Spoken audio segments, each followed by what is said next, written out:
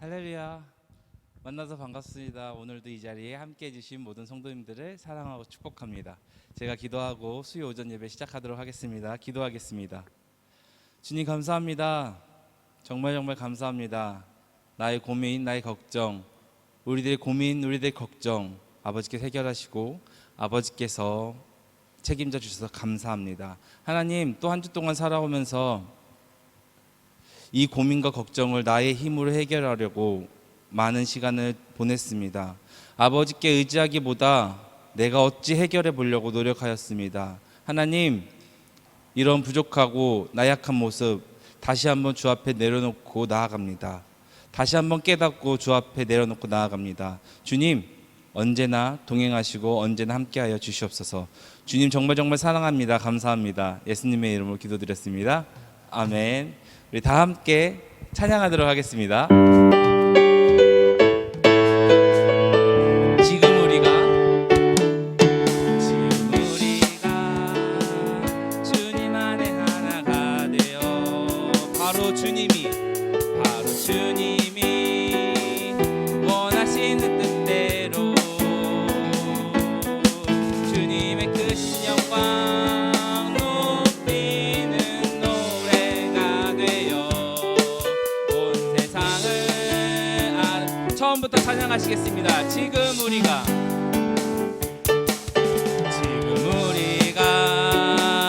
주님 안에 하나가 되어 바로 주님이 원하시는 뜻대로 주님의 크신 영광 높이는 노래가 되어 온 세상을 아름답게 하리라. 우리 모두가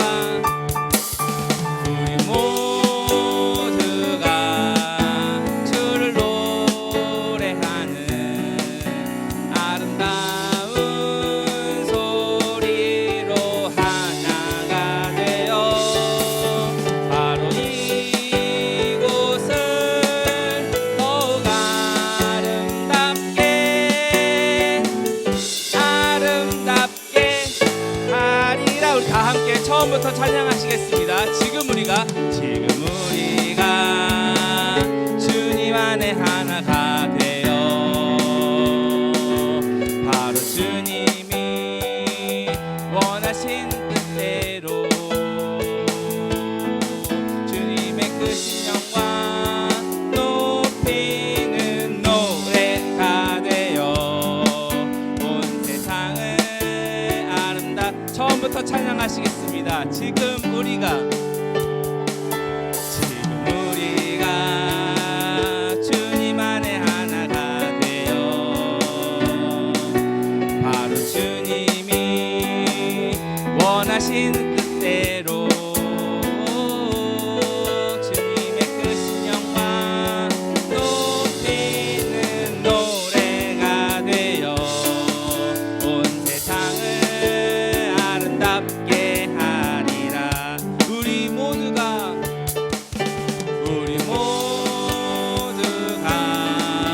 주를 노래하는 아름다운 소리로 하나가 되어 바로 이곳을 더욱 아름답게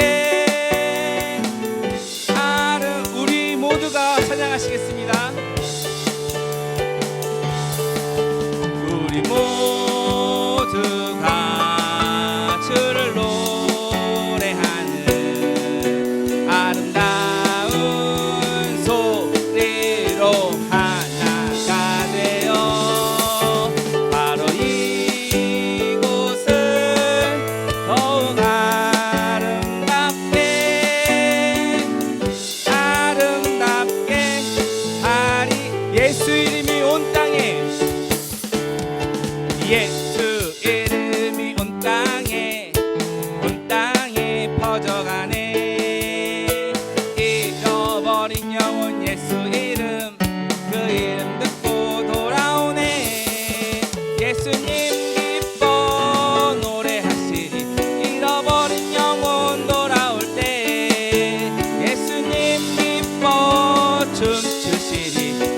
다 함께 1절 찬양하시겠습니다. 예수 이름이 온 땅에 퍼져가네.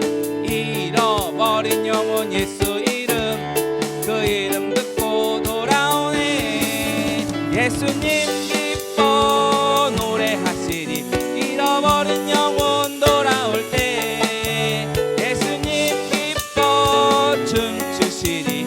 잃어버린 영혼 2절입니다. 예수 이름이 온 땅에, 예수 이름이 온 땅에 선포되네.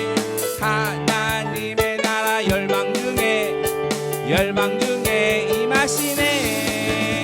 하나님 기뻐 노래하시리. 열방이 주께 돌아올 때 하나님 기뻐 춤추시리. 열방이 주께 2절입니다. 예수 이름이 온 땅에, 예수 이름이 온 땅에 선포되네. 하나님의 나라 열방 중에 임하시네. 하나님 기뻐 노래하시리. 열방이 주께 돌아올 때 하나님 기뻐 춤추시리. 열방이 주 1절 찬양하시겠습니다.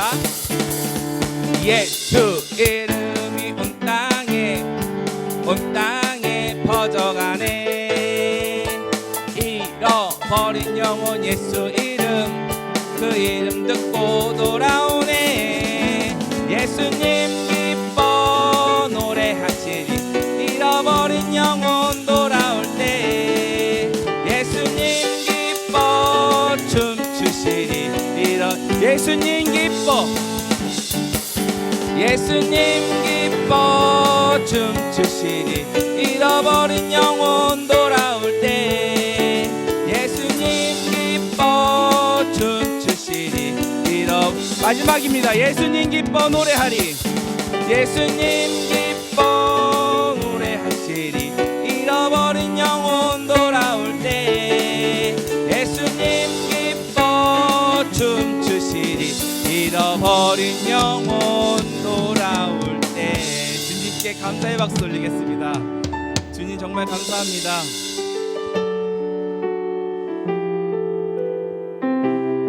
이어서 주님과 같이 함께 찬양하시겠습니다.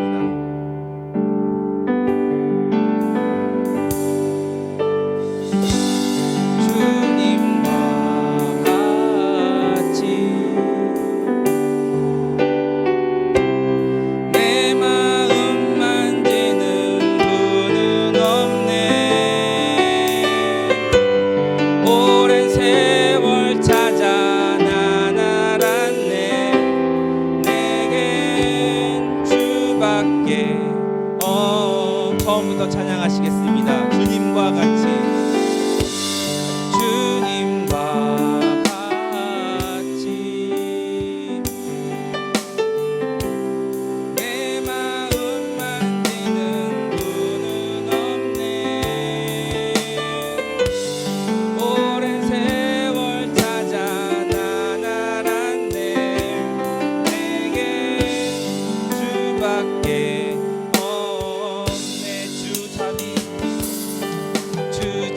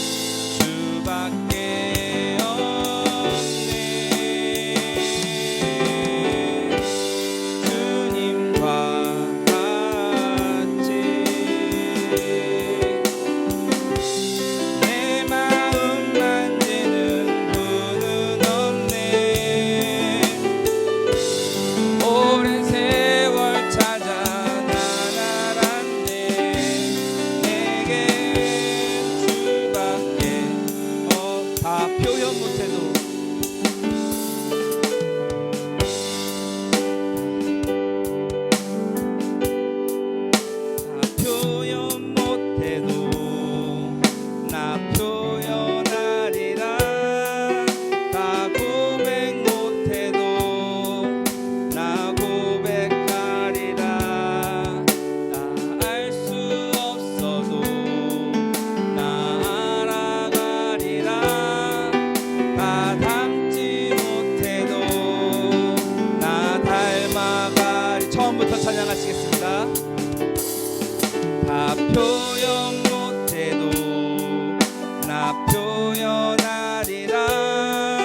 다 고백 못해도 나 고백하리라.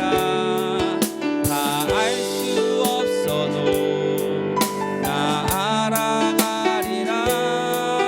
다 닮지 못해도 나 닮아가리라. 그 사랑 얼마나 아름다운지, 그 사랑 얼마나 날 부욕해 하는지, 그 사랑 얼마나 크고 놀라운지를, 그 사랑 얼마나 나를 감격하게. 처음부터 찬양하시겠습니다. 다 표현 못해도 다 표현 못해도 나 표현하리라. 다 고백 못해도 나 고백하리라. 다 알 수 없어도 나 알아가리라. 다 닮지 못해도 나 닮아. 처음부터 찬양하시겠습니다. 다 표현 못해도 나 표현하리라. 다 고백 못해도 나 고백하리라. 다 알 수 없어도 나 알아가리라. 다 닮지 못해도 나 닮아가리라. 그 사랑 얼마나 아름다운지, 그 사랑 얼마나 날 부욕해 하는지, 그 사랑 얼마나 크고 놀라운지를, 그 사랑 얼마나 나를 감격하게. 그 사랑, 그 사랑 얼마나 아름다운지, 그 사랑 얼마나 날 부욕해 하는지, 그 사랑 얼마나 크고 놀라운지를, 그 사랑 얼마나 나를 감격하게 하. 처음부터 그 사랑, 그 사랑 얼마나 아름다운지, 그 사랑 얼마나 날 부욕해 하는지, 그 사랑 얼마나 크고 놀라운지를, 그 사랑 얼마나 나를 우리 다 함께 이 예배를 위해, 이 예배 성령을 부어달라고, 오직 이 예배를 위해서 주여 한번 부르짖고 기도하겠습니다. 기도하겠습니다. 주여. 할렐루야. 사랑이 많으신 아버지 감사합니다. 이 환경도 아버지를 찬양하게 하시고, 이 환경 가운데서도 아버지를 찬양하게 하시면 감사드립니다. 하나님 아버지, 우리가 한 명의 예배자로 나아가길 원합니다. 우리가 준비하지 못한 마음 다시 한번 내려놓고 주 앞에 나아갈 때 아버지 온전히 이 마음 받아주시고, 우리를 한 명의 예배자로 세워주시옵소서. 이 예배 가운데 성령을 부어주시고, 이 예배 가운데 주의 말씀을 부어주시옵소서. 내가 준비하지 못한 만큼 성령을 부어주시고, 내가 주님께 기도한 만큼 은혜를 베풀어 주시옵소서. 하나님의 사랑이 많으신 하나님 아버지, 이 예배 가운데 언제나 동행하시고 이 예배를 주관하시고, 이 예배는 언제나 아버지의 말씀 가운데 거할 수 있는 우리가 될 수 있도록 하여 주시옵소서. 아버지, 모세가 아버지 앞에 나아갈 때 무릎 꿇고 나아간 것처럼 우리 또한 주 앞에 나와 무릎 꿇고 나아갑니다. 감사합니다. 아버지, 우리가 아버지 앞에 제사 드리는 것이 아니고 아버지 앞에 예배 드리는 것이지만 아버지, 우리가 신의 이름을 따르는 것이니 아버지 예배 함께 하여 주시옵소서. 우리가 그 앞에 제사를 드리는 간절한 마음처럼 우리가 예배를 드리오니 주님의 예배 함께 하여 주시옵소서. 언제나 주님을 높입니다. 언제나 주님을 찬양합니다. 언제나 주님만을 바라봅니다. 언제나 주님만을 의지합니다. 나의 능력, 나의 생각, 나의 고민, 나의 걱정 모든 것들을 나 앞에 나아가오니 아버지, 모든 것을 해결하여 주시옵소서. 이 모든 것들 주의 뜻대로 주의 말씀대로 해결하여 주시고 위로하여 주시옵소서. 모든 것을 주 앞에 맡깁니다. 모든 것을 주님께 드립니다. 주님 아시오니 아버지, 불러주시옵소서. 영광이 많으신 아버지, 감사합니다. 우리를 이 자리에 불러주시고 주 앞에 나오게 하심을 감사드립니다. 주님, 우리가 부족하고 우리가 미숙하여 아버지 앞에 나오는데 걱정과 고민과 심란과 염려를 가지고 왔습니다. 아버지, 이 모든 것들을 주 앞에 내려놓고 주님께 전진하는 자가 될 수 있도록 하여 주시옵소서. 하나님, 한 발짝 한 발짝 주 앞에 나아갈 때 한 발 한 발 주님 동행하시고 그 걸음마다 주의 은혜를 베풀어 주시옵소서. 우리가 우리의 능력이 아니라 아버지의 능력을 사모합니다. 우리가 우리의 힘이 아니라 아버지의 힘을 기대합니다. 주님, 이 예배 가운데 아버지의 힘, 아버지의 능력, 아버지의 은혜 보여주시고 부어주시옵소서. 주님 감사합니다. 사랑합니다. 예수님의 이름으로 기도드렸습니다. 아멘. 오늘 함께 나누실 말씀은 구약성경 출애굽기 13장 17절에서 22절까지의 말씀입니다.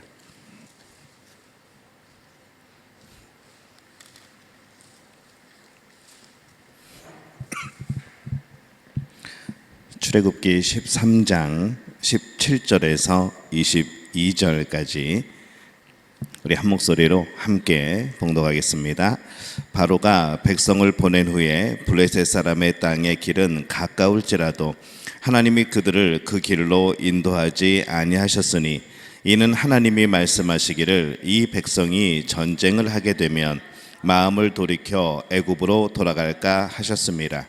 그러므로 하나님이 홍해의 광야길로 돌려 백성을 인도하심에 이스라엘 자손이 애굽 땅에서 대열을 지어 나올 때에 모세가 요셉의 유고를 가졌으니 이는 요셉이 이스라엘 자손으로 단단히 맹세하게 하여 이르기를 하나님이 반드시 너희를 찾아오시리니 너희는 내 유고를 여기서 가지고 나가라 하였음이더라. 그들이 숫곳을 떠나서 광야 끝 에담의 장막을 치니 여호와께서 그들 앞에서 가시며 낮에는 구름 기둥으로 그들의 길을 인도하시고 밤에는 불 기둥을 그들에게 비추사 낮이나 밤이나 진행하게 하시니 낮에는 구름 기둥 밤에는 불 기둥이 백성 앞에서 떠나지 아니하니라. 아멘. 할렐루야. 우리 옆에 분들에게 인사하겠습니다. 하나님이 우리와 함께 하십니다. 예, 한 번 더 인사합니다. 오늘 예배 가운데 하나님이 함께 하십니다. 예, 오늘은 광야라는 제목을 가지고 함께 말씀을 나눕니다. 출애굽기 13장은 노예 생활을 하던 이스라엘이 이집트로부터 애굽으로부터 해방되어서 가나안으로 가는 여정을 기록을 하고 있습니다. 그런데 기록을 보면은 우리 17절에서 18절에 이렇게 말씀을 하죠. 17절 18절 우리 보겠습니다. 바로가 백성을 보낸 후에 블레셋 사람의 땅의 길은 가까울지라도 하나님이 그들을 그 길로 인도하지 아니하셨으니 이는 하나님이 말씀하시기를 이 백성이 전쟁을 하게 되면 마음을 돌이켜 애굽으로 돌아갈까 하셨습니다. 그러므로 하나님이 홍해의 광야 길로 돌려 백성을 인도하심에 이스라엘 자손이 애굽 땅에서 대열을 지어 나올 때에 이렇게 말씀을 합니다. 우리 지도를 하나 볼까요? 잘 보이실지 모르겠습니다. 우리가 이제 애굽의 땅에서 이제 탈출해서 나오는 길이죠. 근데 길이 여러 군데가 있습니다. 가나안 땅까지 가는 길은 이 블레셋 길이라고 하는 되게 편한 길이죠. 한 4, 5일 정도만 가는 길입니다. 이 길이 있고요. 그다음에 가데스 바네아 길이라고 이렇게 조금 돌아서 올라가는 이렇게 방법이 있습니다. 그다음에 엘랏을 거쳐서 북으로 올라가는 길인데 내려와서 여기서 이렇게 중간을 가로질러서 여기서 엘랏에 거쳤다가 위로 올라가는 이제 그런 방법이 있습니다. 근데 하나님이 이 백성들에게 허락하신 길은 내려와서 이 홍해를 건너서 그 다음에 밑으로 내려와서 이 시내산 거기를 거쳐서 이렇게 올라가서 여기서 이제 40년을 방황을 하게 되죠. 그리고 올라가게 되는 이 길을 하나님이 허락을 하셨습니다. 구름기둥 불기둥으로 그 길을 인도하시는 것이죠. 그래서 이 블레셋 길, 제일 빨랐던 블레셋 길, 그리고 가데스 바네아를 거쳐서 올라가는 길, 그리고 중앙을 관통해서 엘랏을 거쳐 북으로 가는 길, 이제 그 길이 있었습니다. 근데 이 블레셋 사람의 땅의 길은 당시 상인들이 이용하던 지름길입니다. 가나안까지 정말 뭐 단시간 안에 갈 수 있는 거죠. 뭐 길도 잘 닦여 있었고 뭐 좋습니다. 그런데 그 길로 가게 되면은 이제 블레셋 사람들과 전쟁을 해야 되는 상황이 되어지기 때문에 평소에 관계가 좋았으면 괜찮은데 역사적으로 볼 때 블레셋하고 이스라엘은 굉장히 원수지간이었기 때문에 그 길을 갈 수가 없는 것이죠. 그렇다 보니까 하나님께서 인도하시는 길은 밑으로 돌아 홍해를 건너서 밑으로 해서 시내산을 거쳐서 그렇게 올라가는 길, 이제 하나님께서 이 길로 인도를 합니다. 근데 가만히 생각해 보면 그렇죠. 이 백성들이 과연 저 길을 몰랐을까? 모세가 저 가까운 길을 몰랐을까 하는 거죠. 그럼에도 불구하고 분명히 지름길을 알고 있음에도 불구하고 왜 순순히 항의도 없이 그 길을 걸어갔을까 생각을 해보게 됩니다. 이 모세 오경, 창세기, 출애굽기, 레위기, 민수기, 신명기, 이 모세 오경입니다. 근데 이 모세 오경이 그리고 있는 이 모습은 어떤 모습인가 하면은 해방과 자유를 하나님께서 허락하셔서 애굽의 노예살이를 하다가 거기서 신음하고 고통받던 이스라엘 민족을 구출하여서 이 젖과 꿀이 흐르는 가나안으로 데려가는 그거 여정이 그려진 것이 바로 이 모세 오경의 내용이 되어집니다.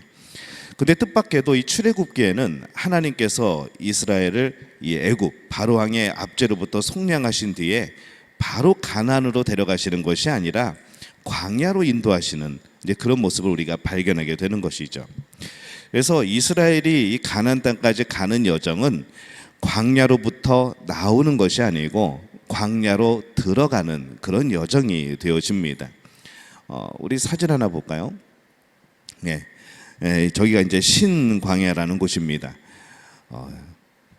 답답하죠. 벌써 아무것도 없고 햇볕은 쨍쨍, 먼지는 날릴 것이고 뭐 그 열기를 땅이 그대로 받았다가 밤에 이제 쏟아낼 것이고 저 상황을 보면은 저기를 가로질러 간다는 자체가 뭐 지금은 이제 도로가 나 있어서 뭐 자동차로 슝 가면 되지만은 저 당시에 저기를 걸어가지고 지나간다는 자체가 고난의 연속이고 또 물을 만날 기회도 없었을 것이고 이제 그런 것이 저 광야의 모습입니다.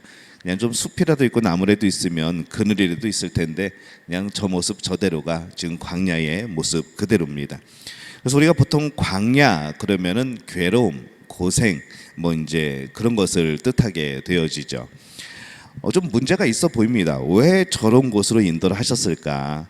왜 하나님은 이 광야와 같은 애굽에서 인도하여낸 이스라엘 백성들을 또 광야로 또 인도하셨을까라는 그것을 오늘 함께 생각해 보는 겁니다. 보통 우리 광야 그러면 어떤 시련, 어떤 고통, 어떤 문제의 그런 장소, 그런 시기, 우리는 그것을 광야라고 많이 부르게 됩니다. 그런데 하나님의 사람들을 가만히 살펴보면요, 한결같이 이 광야의 길을 시기를 거쳤던 것을 우리가 볼 수가 있죠. 아브라함도 그랬고요, 이삭도 그랬고, 야곱도 그랬고, 요셉도 그랬습니다. 요셉이 나중에 애굽의 총리까지 했지만은 그 전의 삶은 정말 뭐 이루 말할 수 없는 그런 고생이었습니다. 그런 광야의 생활들을 경험을 했습니다. 모세도 광야에서 뭐 모래바람을 몸으로 맞으면서 살았던 사람이고, 또 정치적으로 위기 상황을 맞아서 궁중을 도망치듯이, 우리가 지난 시간에 우리가 나누었지만은 궁중을 도망치듯이 쫓겨나온 그런 모습이었고, 또한 다윗도 그랬죠. 다윗도 왕으로 기름 부음을 받았는데 그 기름 부음을 받은 이후부터 이제 왕에 오르기까지 정말로 이게 왕이 왕 같지 않은 이제 그런 모습으로 광야의 삶을 살아가게 된 것을 우리가 성경에서 발견을 합니다. 뭐 엘리야도 그랬고요. 사막에서 홀로 지내는 시간이 있었고요. 예수님도 이 40일 동안에 이 광야의 시간은 공생의 시작점이 되기도 하지만은 그곳에서 예수님은 여러 가지 시험도 당하시고 또 예수님 하나님께서 예수님에게 주신 그러한 사명을 다시 한번 되새기는 그런 시간도 되어집니다. 예수님과 같은 시대를 살았던 세례 요한도 그렇죠.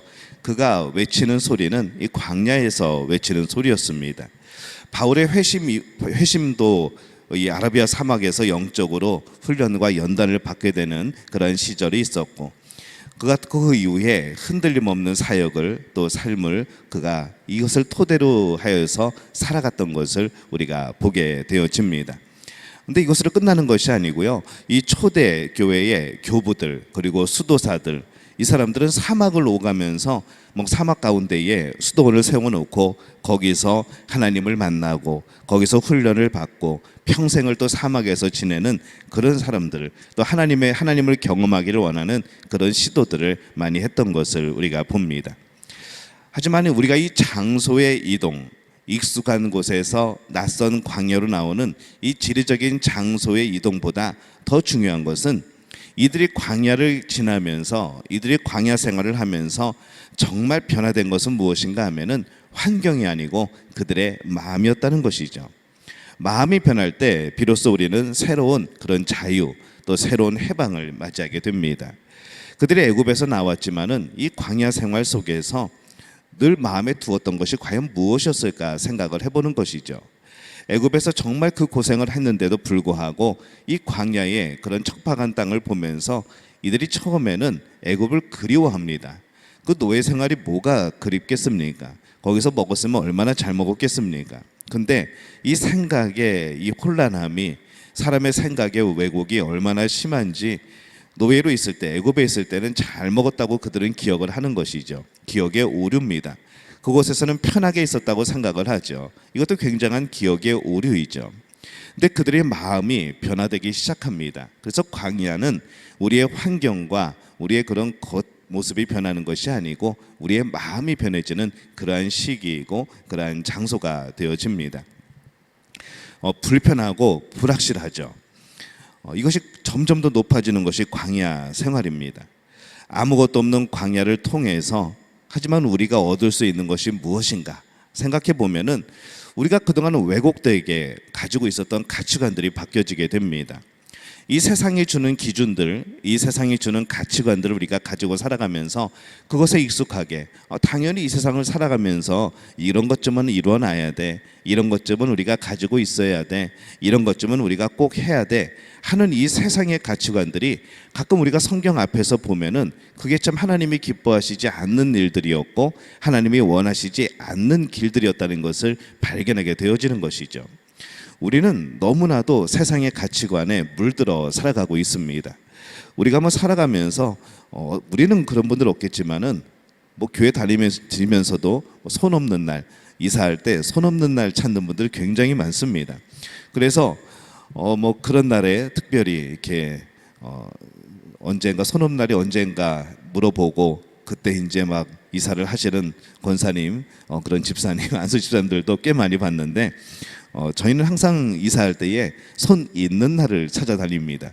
왜냐면 그날이 이사짐센터가 싸거든요. 그래서 그날을 꼭 하고, 왜 꼭 그날 하냐고 그러면 저 목사거든요 그러면서 싸게 해달라고, 어차피 손 있는 날이니까 손님도 없으니까 싸게 해달라고 그러면서 그날을 골라서 꼭 이사를 했던 우리들의 모습입니다.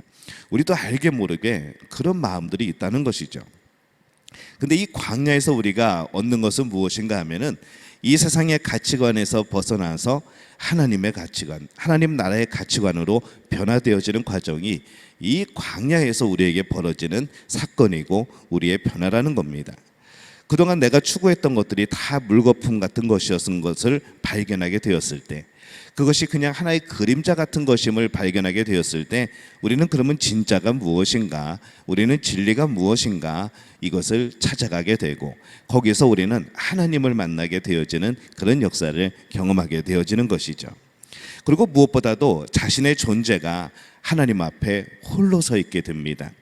우리가 신앙생활할 때요, 우리가 이렇게 공동체 안에서 신앙생활하면은 우리 모두 다 의인인 것 같고, 우리 모두 다 믿음의 사람인 것 같고, 우리 모두 다 그냥 아무런 문제 없이 하나님 나라에 쏙 들어갈 것 같은 그런 마음을 가지고 우리는 신앙생활을 합니다.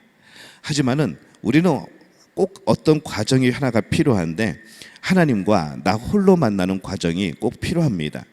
우리 부모의 신앙이 아니고, 우리 할아버지 할머니의 신앙이 아니고, 물론 그런 신앙의 유산들이 내려오고 내가 그분들에게 신앙의 모습들을 배워나가는 것이지만요, 하나님은 그분의 하나님만 되어서는 안 되는 겁니다. 나의 하나님이 되어져야 되는 것이죠. 아브라함이 그랬듯이, 또 이삭이 그랬듯이, 야곱이 그랬듯이, 요셉이 그랬듯이 저마다의 하나님을 만나는 과정이 우리에게는 꼭 필요한 겁니다.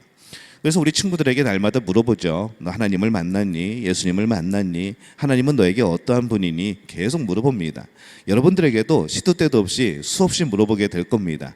여러분들이 만난 하나님은 어떠한 분이셨는지, 그리고 그 하나님은 성경의 하나님과 같은 분이셨는지, 꼭 그런 걸 이제 물어보게 될 것이죠. 그러면서 이 내가 만난 하나님이, 나의 하나님이 정말 중요한 겁니다. 나의 하나님을 만나야 우리는 그 안에서 진정으로 자유해지고, 또 나의 하나님을 만날 때에 그 하나님의 능력이 비로소 나에게 나타나는 그러한 일들을 경험하게 되어지는 것이죠. 아직 나의 하나님을 못 만난 분이 있다면 간구하시기 바랍니다. 기도하시기 바랍니다. 하나님, 나 좀 만나주세요. 예수님, 나 좀 만나주세요 라고 기도하면 얼마든지 찾아오시고 만나주실 줄로 믿습니다. 그래서 우리 모두가, 믿음의 가족들은 나의 하나님을 고백할 수 있는, 그 어느 곳에서도 나의 하나님을 고백할 수 있는 그런 믿음의 우리 성도들이 되어지시기를 예수님의 이름으로 축원합니다. 하나님 앞에 홀로 서게 되는 것이죠.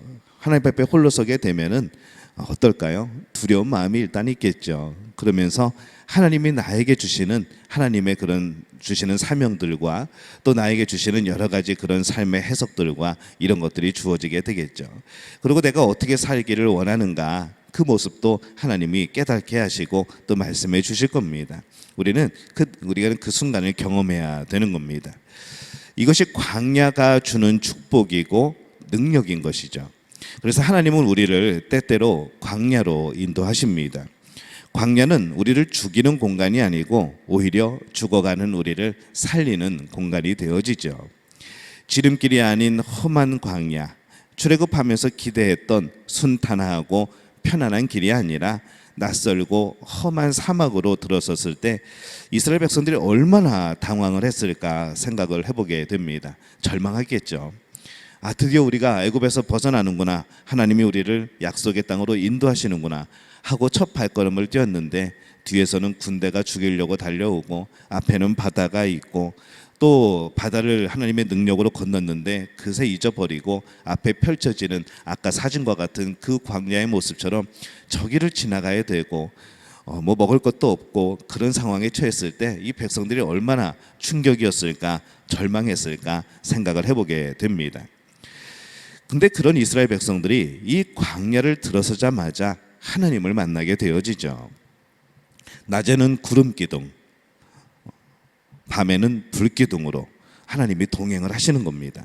근데 이 구름 기둥, 불기둥의 모습을 상상을 해보면요, 우리 그 토네이도 같은 거, 그다음에 이제 회오리 바람이 이렇게 막 불 때에 이 회오리 바람을 가만히 보면요, 그 자리에 멈춰 있는 것이 아니고 계속 이렇게 굽이치면서 움직입니다. 이동을 하죠.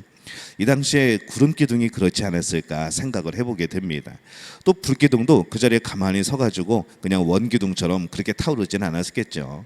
흔들리고 휘몰아치고 또 그것에 따라서 바람도 불어오고, 뭐 다 구름 기둥도 마찬가지로 이제 그런 모습으로 아마 그들에게 다가왔을 겁니다. 근데 그 모습을 보면은 어떤 생각이 듭니까? 마치 춤추는 것 같은 모습이지 않겠습니까? 그래서 이 광야는요, 이스라엘 백성들과 하나님이 춤추시는 그런 모습이 아닐까라는 생각도 해보는 겁니다. 구름기둥, 불기둥이 휘몰아치면서 흔들리면서 앞으로 나가게 될 때에 그 스텝에 맞추어서 백성들도 한 걸음 한 걸음 나가게 되고, 하나님께서 이 구름기둥과 불기둥을 멈추셨을 때 백성들은 또 그 자리에 멈춰서게 되어지고, 같이 한 걸음 내딛고 같이 한 걸음 멈추고, 이 모습이 어떻게 보면은 이 하나님과 함께 춤추는 것 같은 그런 모습으로 우리에게 느껴진다는 것이죠. 믿음은 맡기는 겁니다. 두려움을 떨쳐버리고 우리의 온몸에 힘을 빼고 나를 하나님께 맡기는 것, 하나님의 이끄심에 따라서 내 삶의 모든 것을 맡기는 것, 이것이 바로 믿음이라는 것이죠. 광야를 걸어간다는 것은 결국 하나님을 온전히 의지하여서 하나님의 스텝에 맞추어서 한 걸음 한 걸음을 가는 것이 바로 이 광야의 삶이라는 겁니다. 앞으로 어떻게 될지 알 수 없죠. 우리는 우리의 미래 모릅니다. 하지만은 우리의 미래가 하나님 앞에 그려져 있는 거죠. 우리 인생의 청사진 우리는 알 수 없지만은 하나님은 그것을 가지고 계신 겁니다. 그래서 우리가 우리의 인생이 사막길에 들어설 때, 우리의 인생이 광야에 들어설 때 오히려 우리 삶에 뜻밖의 일이 벌어지고 내가 예상치 못했던 전혀 새로운 우리의 삶이 펼쳐지고 그럴 때 우리는 그때 기뻐하는 것이죠. 두려워하는 것이 아니라, 왜냐하면 하나님께서 원하시던 나의 삶이, 나의 모습이 거기서 이루어지는 것이기 때문에 우리는 기뻐할 수가 있게 된다는 겁니다. 정말 하나님을 의지해야만 얻을 수 있는 기쁨이라는 것이죠. 이게 믿음의 걸음입니다. 그렇게 믿음으로 우리는 걸어가는 것이죠. 내 삶에 새로운 일들이 벌어질 때 여유를 가질 수 있는 것, 내 삶에 큰 변화가 나타나게 될 때에 이것이 하나님의 이끄심이라고 고백할 수 있고 그것을 신뢰하는 것, 우리는 그것을 믿음이라고 표현을 하는 겁니다. 여러분의 삶에 어떤 큰 변화가 있었습니까?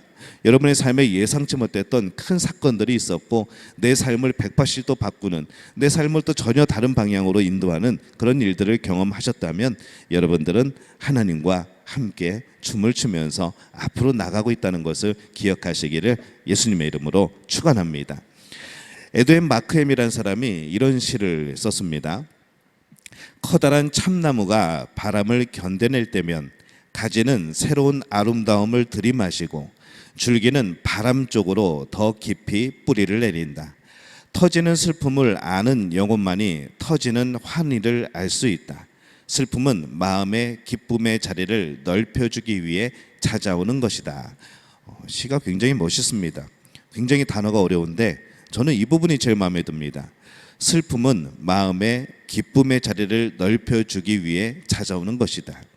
우리가 슬픔으로 느끼는 우리의 삶의 사건들, 우리가 절망이라고 느꼈던, 고난이라고 느꼈던 이 삶의 환경들이 나중에 보니까 그만큼 더 기쁨을 나에게 부어주시기 위한 하나님의 놀라운 역사였다는 것을 발견한다면 우리 삶이 얼마나 감사하고 기쁠 것인가, 그것을 생각해 보게 되는 것이죠. 그러면 우리가 이 광야의 고통에 대처하는 태도는 과연 어떻게 해야 되는가 오늘 살펴봅니다.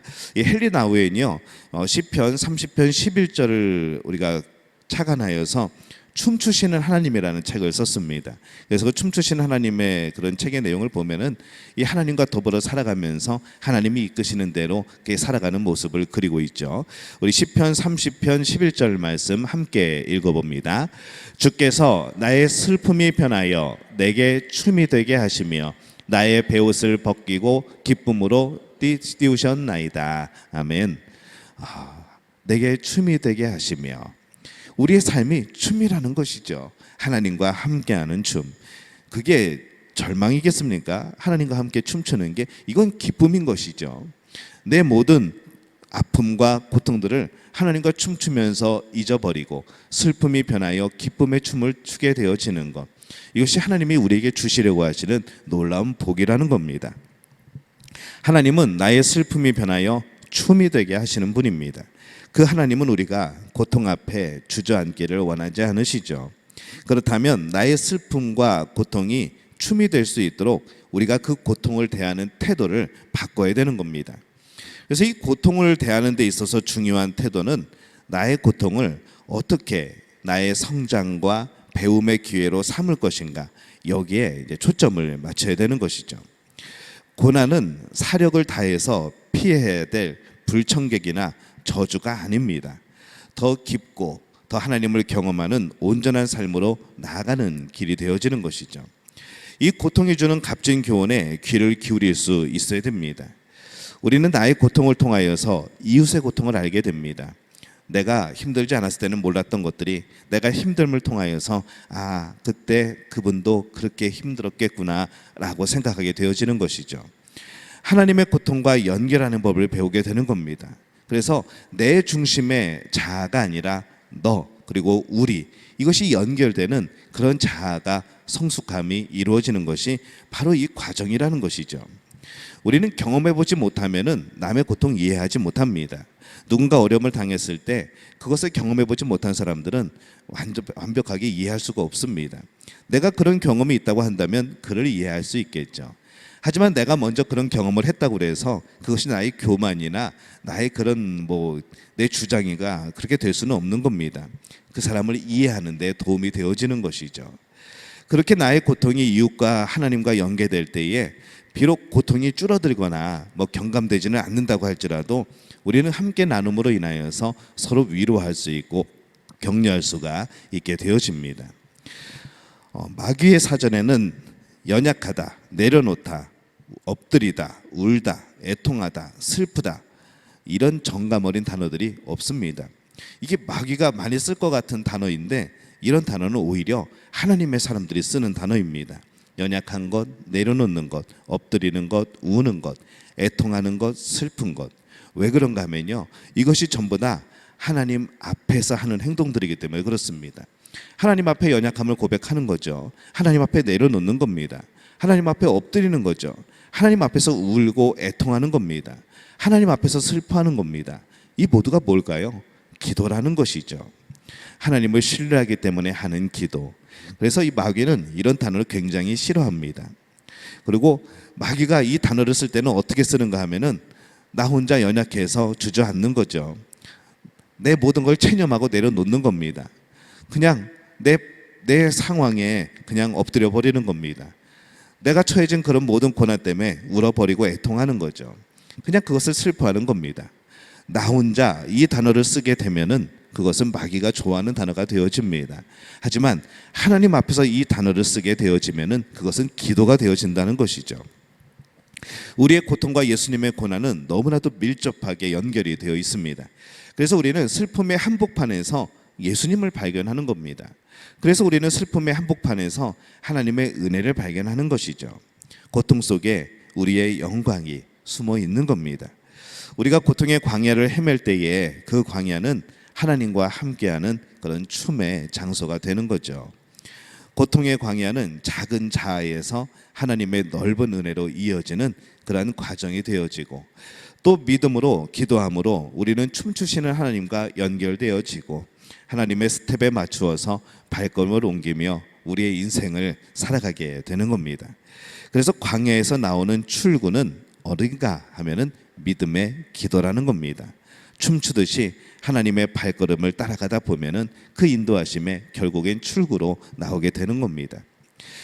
다음으로 인생의 광야에서 겪게 되는 고통은 모든 것을 하나님 앞에 내려놓는 것이 유익함을 배우는 그런 과정입니다. 고통이 어디에서 올까요? 끊임없이 집착하고 움켜잡고 거기서 우리의 고통이 옵니다. 사람이나 사건을 내 기쁨의 원천으로 삼아서요, 그것이 나의 우상이 되어지면은 내 슬픔은 더 커지는 겁니다. 하나님만이 주실 수 있는 평안을 하나님께 구하지 않고 세상에서 구하면은 우리는 고통을 맛보게 된다는 것이죠.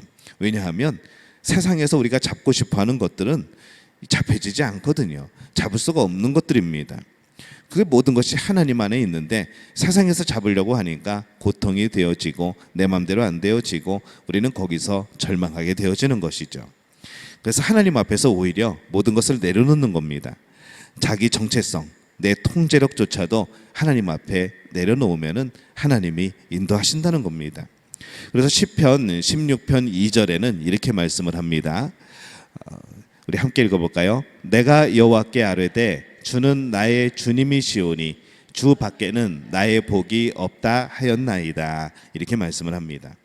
그 누구보다도 참 이 격동의 소용돌이에서 살았던 인물의 입에서, 이 다윗의 입에서 이 고백이 나오는 것이죠. 여러 차례에 걸친 광야 생활을 그는 겪어야 됐습니다.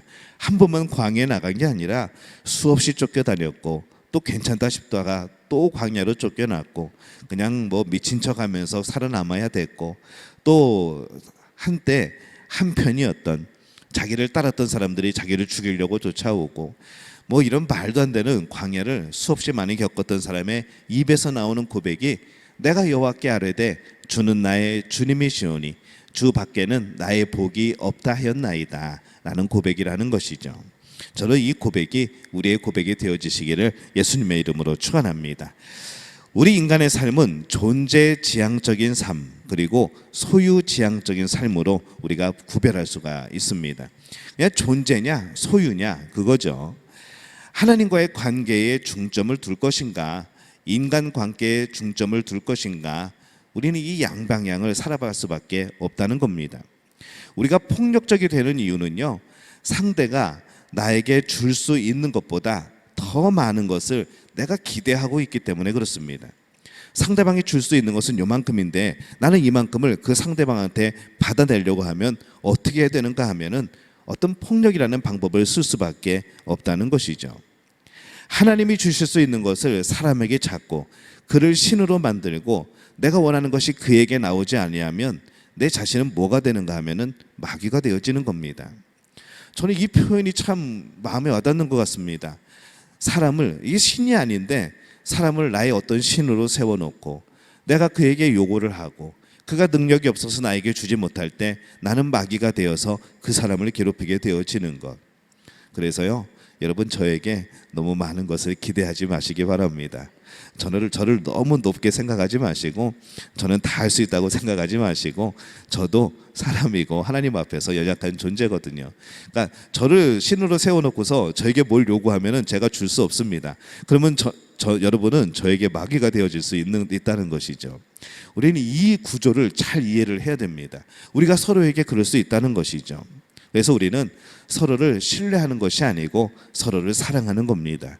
보듬어주고 좀 연약한 부분들 인정해주고 우리는 그렇게 살아가는 것이죠. 그리고 내 기대에 미치지 못하고 할지라도 서로가 기대에 미쳐지지 못하는 그런 모습을 보일지라도 때로는 마음 내려놓고 하나님 앞에 기도할 수 있는 그런 분들이 되셔야 합니다. 줄 수 없는데 빼앗으려고 하면은 내가 마귀 역할을 할 수밖에 없다는 것이죠. 이때 우리가 필요한 것이 무엇일까? 기도라는 겁니다.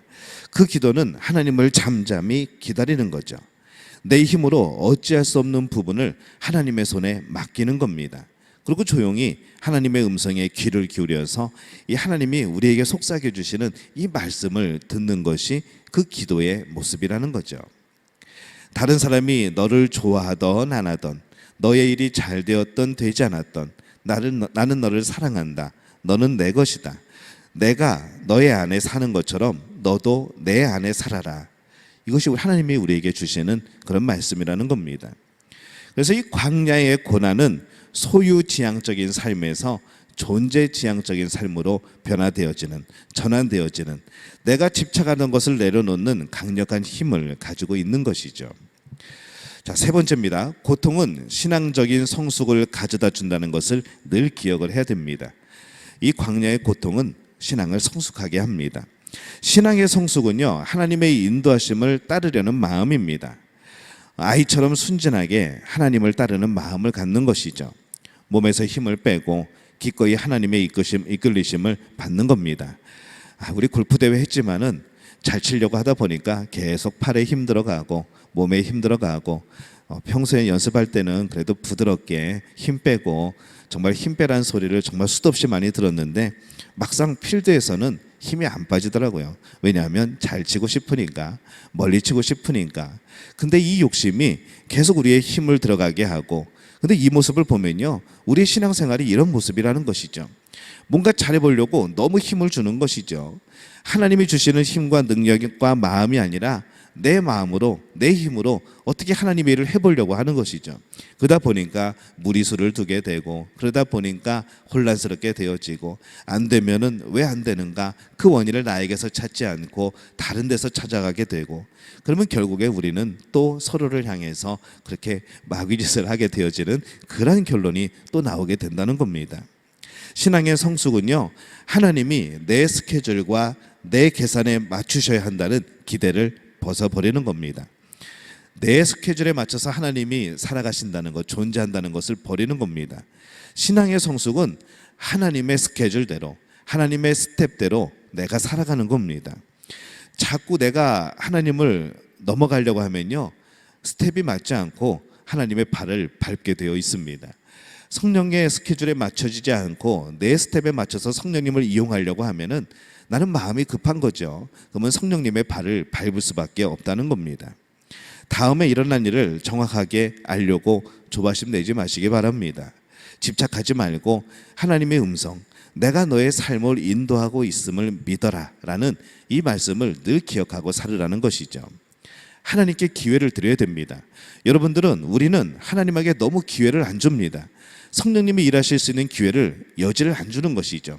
이거는 이렇게 해야 돼, 이거는 이렇게 돼야 되는 게 맞아, 내가 살아온 경험대로, 우리는 그것을 주장하지 하나님이 나에게 어떻게 행할 것인가 이 여지를 주지 않습니다. 그러면서 우리는 기도하는 것이죠. 우리가 오해하는 기도, 착각하는 기도가 굉장히 많습니다. 기도는 하나님 앞에 내 계획을 포기하는 겁니다. 그리고 하나님이 개입하시고 하나님의 스케줄대로 내 삶이 움직여지도록 간구하는 것이 기도라는 것이죠. 근데 우리는 기도하면서 하나님, 제 스케줄은 이겁니다 라고 드리는 겁니다. 이 스케줄에 맞춰서 하나님 움직여 주세요 라고 말하는 것이죠. 이 잘못된 기도라는 것이죠. 그러니 그대로 안 이루어지죠. 그러면 하나님이 나를 사랑하지 않는다고 생각하죠. 믿음은 식어가죠. 이제 교회는 뜸해지죠. 교회는 안 나오게 되어지죠. 하나님과 멀어지는, 결국 그런 삶이 되어진다는 겁니다. 정형화된 춤, 스텝을 따르는 기술보다 우리가 정말 중요한 것은 무엇인가 하면요, 좀 기술 없어도, 춤 좀 못 춰도요, 하나님을 사랑하면, 하나님과 친밀하면요, 하나님께 맡기면요, 하나님이 우리를 인도하신다는 겁니다. 우리가 뭘 하려고 그러면 우리는 계속 발을 밟게 되어 있습니다. 그러나 하나님이 인도하시는 대로, 자, 여기서 앞으로 한 걸음, 여기서 앞으로 두 걸음, 여기서는 뒤로 한 걸음, 계속 우리에게 들려주시는 이 하나님의 말씀을 듣는다면 우리는 하나님과 더불어 아름다운 삶의 춤을 출 수가 있을 줄로 믿습니다. 하나님은 우리에게 말씀합니다. 너는 내가 사랑하는 자요, 내가 기뻐하는 자라. 예수님에게 주셨던 그 말씀이 우리에게 주시는 말씀이라는 것이죠. 하나님의 말씀을 나에게 주시는 것으로 확고하게 믿고 살아가는 것, 그래서 그 음성이 너무나 달콤해지는 것, 우리는 그런 삶을 살아가야 된다는 겁니다. 광야는 진정으로 사람을 성숙하게 만듭니다. 고통의 광야 가운데 있다면 진정한 출애굽을 위해서 광야로 들어간 이스라엘 민족과 그들 가운데 함께 하신 하나님을 기억해야 됩니다. 광야의 유익을 생각하면서 모든 것을 내려놓고 하나님과 그 스텝을 맞추어, 그 발걸음을 맞추어 고통이 오히려 춤으로 바뀌어지는, 그 광야가 오히려 하나님과 춤을 추게 되는 그런 장소로 바뀌어지게 되는 그런 놀라운 경험을 이루시는 여러분들이 되어지시기를 예수님의 이름으로 축원합니다.